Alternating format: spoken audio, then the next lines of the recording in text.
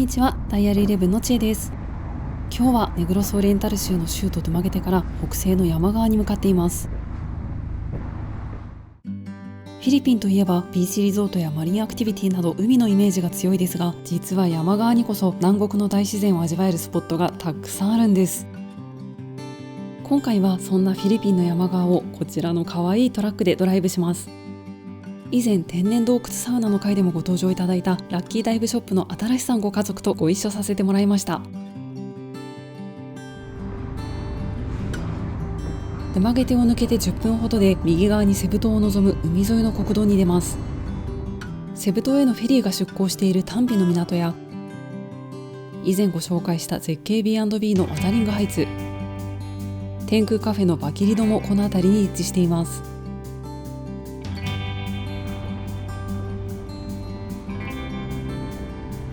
さらに北上していくと道がやや陸側に入ってのどかな田園風景が広がります。まず目に入ってくるのが一面に広がる稲の水田。フィリピンも日本と同じく主食はお米です。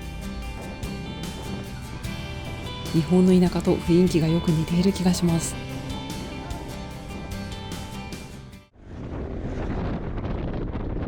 そして次に目に入ってくるのが広大なサトウキビ畑です。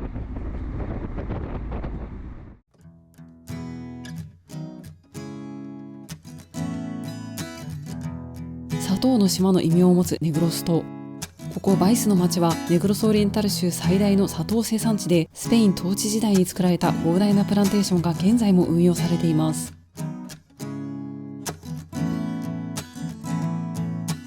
大きな煙突のあるこちらはサトウキビの製糖工場です。この辺りは焼き畑をして収穫した後のようですね。サトウキビ畑の中にはこのような小さな線路がたくさん張り巡らされています。かつては収穫したサトウキビを運ぶ蒸気機関車がこの線路を走っていました。現在は引退し、工場の近くの公園に展示されています。一方、こちらのディーゼル機関車は導入から100年経った今も現役で走っています。ネグロス島の美しい山々をバックに見渡す限り広がるサトウキビ畑。私がネグロスオリエンタル州で最も好きな風景の一つです。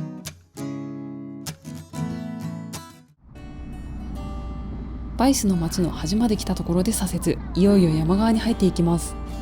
実は私はこれ以上北側へ行くのは今回が初めてです。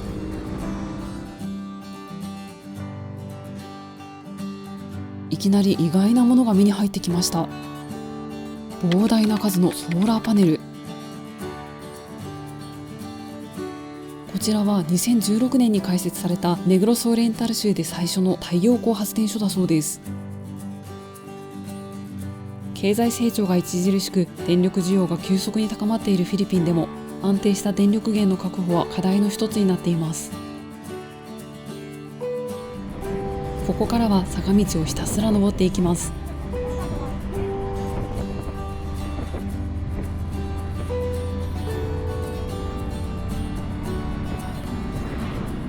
さっき通ってきた田園地帯がもうかなり下に見えますね。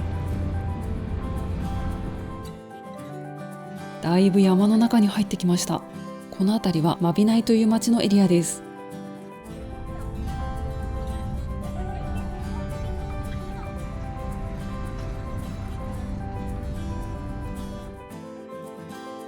山の上の方でもサトウキビやココナッツの木がたくさん。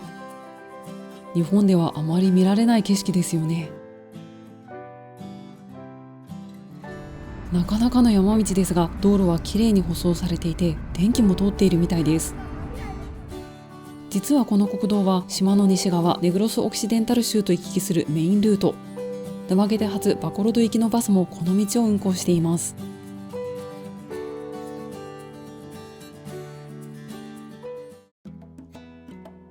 ここでマビナイの有名なスポットに立ち寄ることにしました。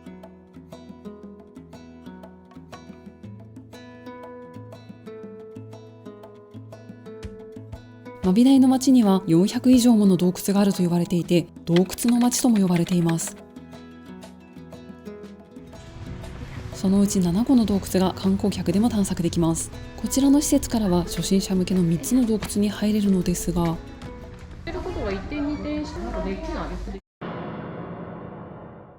なんと今日はガイドさんがトレーニングで出払っているらしく、洞窟には入れないと言われてしまいました。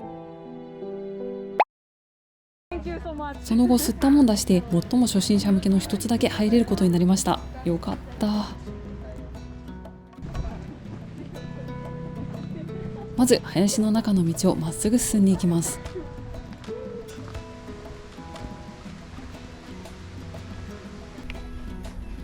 まだ洞窟がありそうな雰囲気ではないですね。5分ほど歩いたところで階段に出ました。ここからは下へ降りていくみたいです。階段を1分も降りないうちにありました。入り口は小さいですね。中に入ると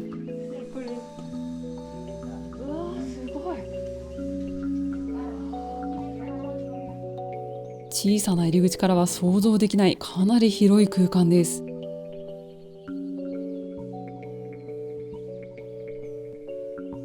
この洞窟の名前はクリスタルケイブ。全長157メートル、深さ12メートルの洞窟で、ご覧の通りたくさんの鍾乳石が形成されている、いわゆる鍾乳洞です。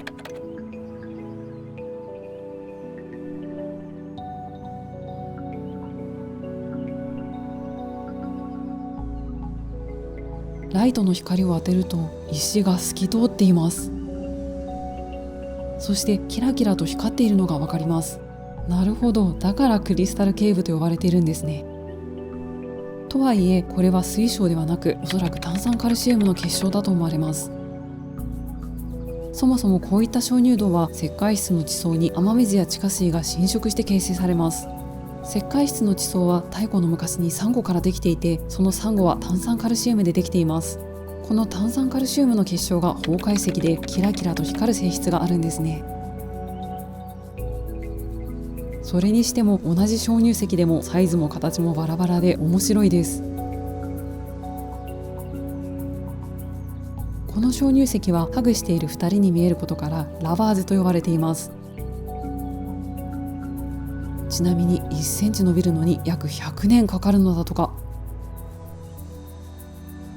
コウモリもたくさん飛んでいました。こちらにはコウモリの巣と卵もあります。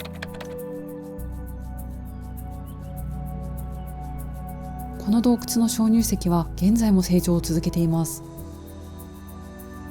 途方もない時間の流れを感じて、この場所の神秘さが一層深く感じられる気がします。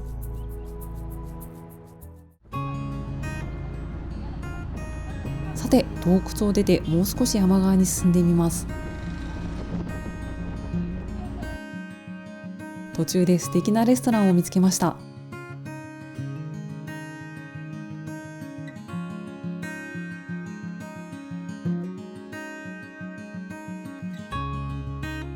風通しが良く、天井が高くて広々とした店内。ドラム缶でできているテーブルと椅子がユニークです。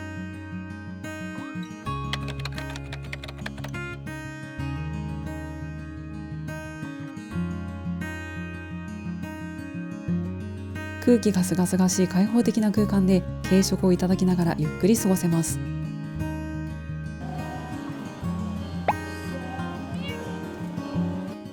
まさにドライブ休憩にぴったりのレストランです。レストランのすぐ横にも観光スポットがあったので寄ってみました。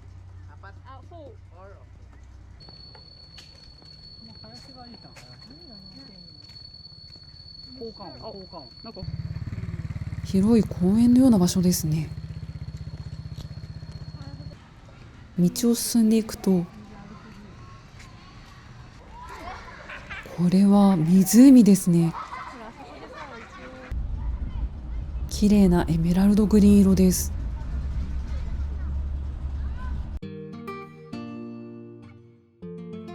たくさんのマホガニーの木に囲まれた神秘的な色の湖。どこからも水が流れ込んでおらず、完全に湧き水でできているそうです。まさに天然のプール。地元の人たちが気持ちよさそうに泳いでいます。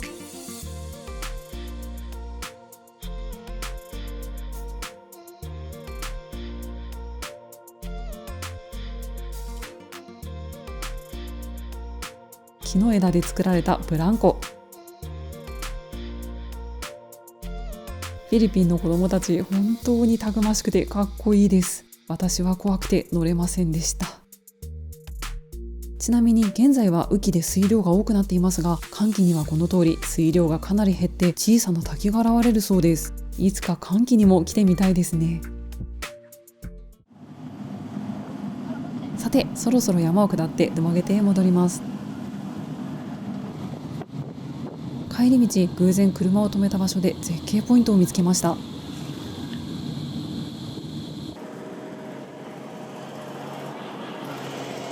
すごい。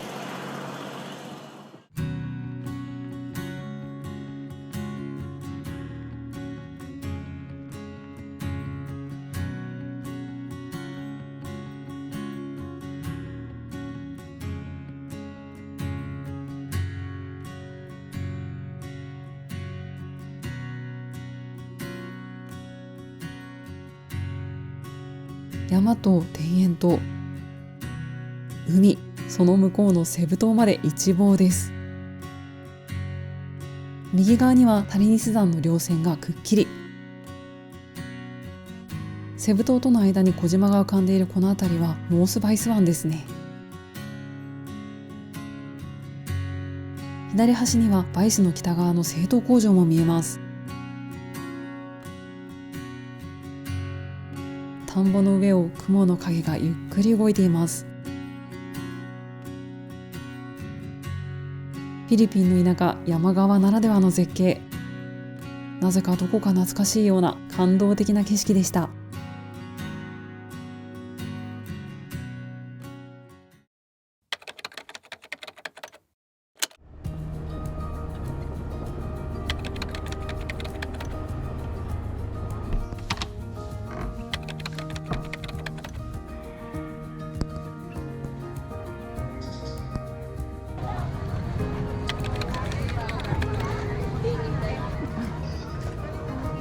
美味しい。